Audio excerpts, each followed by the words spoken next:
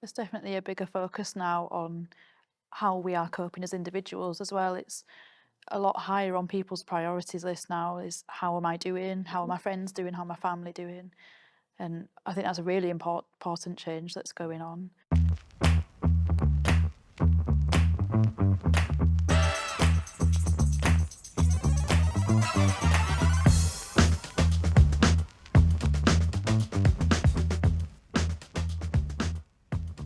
I think, psychology is going to continue, but even more so these days, to address some of the biggest global problems that we face.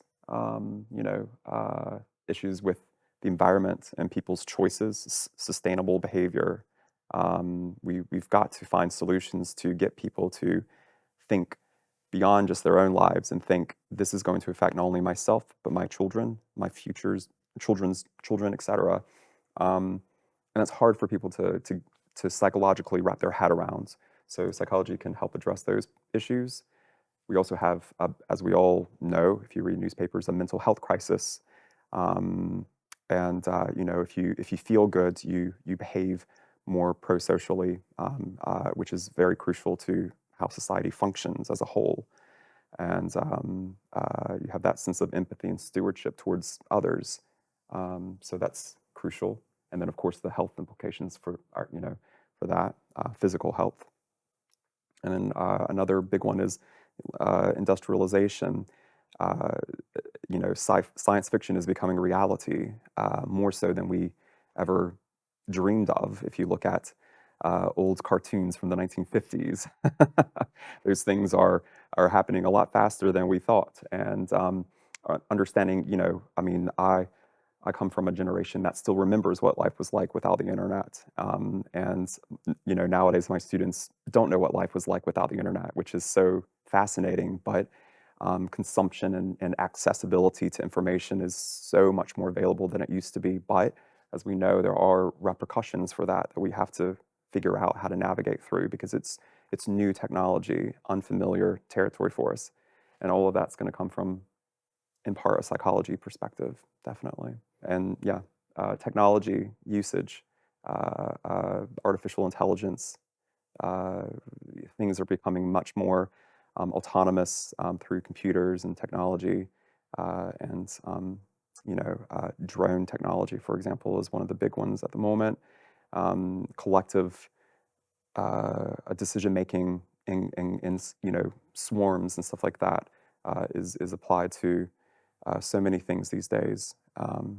And so that all comes from psychology too.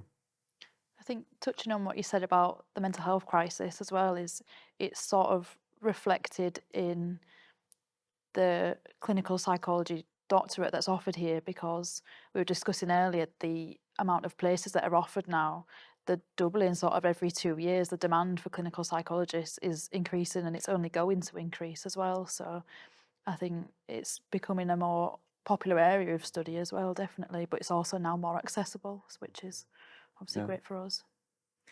I mean, I can vouch for industry moving towards psychology because health, environment, safety, it's all foremost in their minds.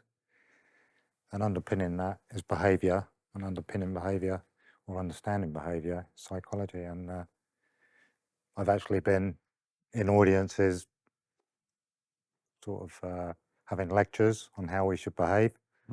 Sometimes that's difficult. Preaching to people that have been in the industry for a long time, think, what do you know?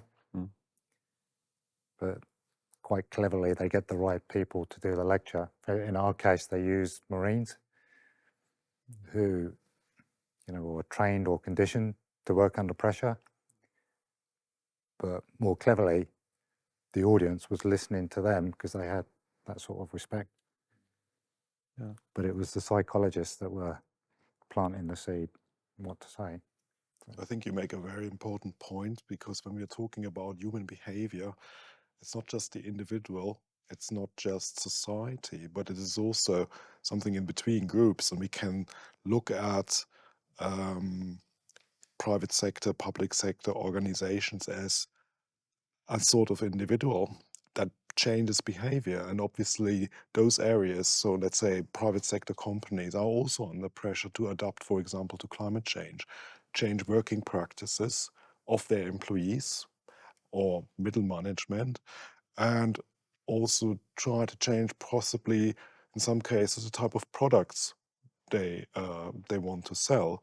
And obviously, this is sort of intensified change management, if you like, where I think psychology can help to make that change happening. And I think obviously the pandemic that we've all been through recently has really sort of prompted a lot of questions about the future, and you know, for everything from work environments, and the, you know, remote working became an option, and sort of being able perhaps to sort of redefine the new normal, to use an oft-used term.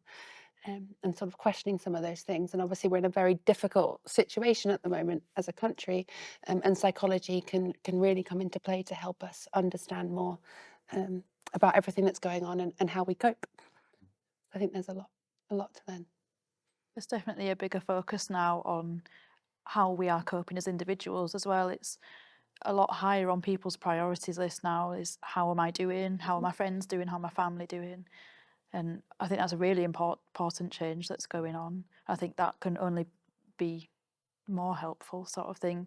I think even the perception of, say, therapy has shifted. Like, it's now viewed as something everybody could benefit from, whether they're in crisis or not. So I think that could be one good thing to come from maybe not a very nice time. But thinking more holistically about mental well-being rather than just sort of mental health distress, I think that's important. Yeah. And so things about resilience, and how do we support people to grow through trauma, rather than just thinking about all the negative side effects that we know trauma can have. I think coming back to the point on autonomy and the fact that many things are becoming autonomous now, a lot of industry is being replaced by autonomy as well. That's quite relevant because there's obviously two sides to that.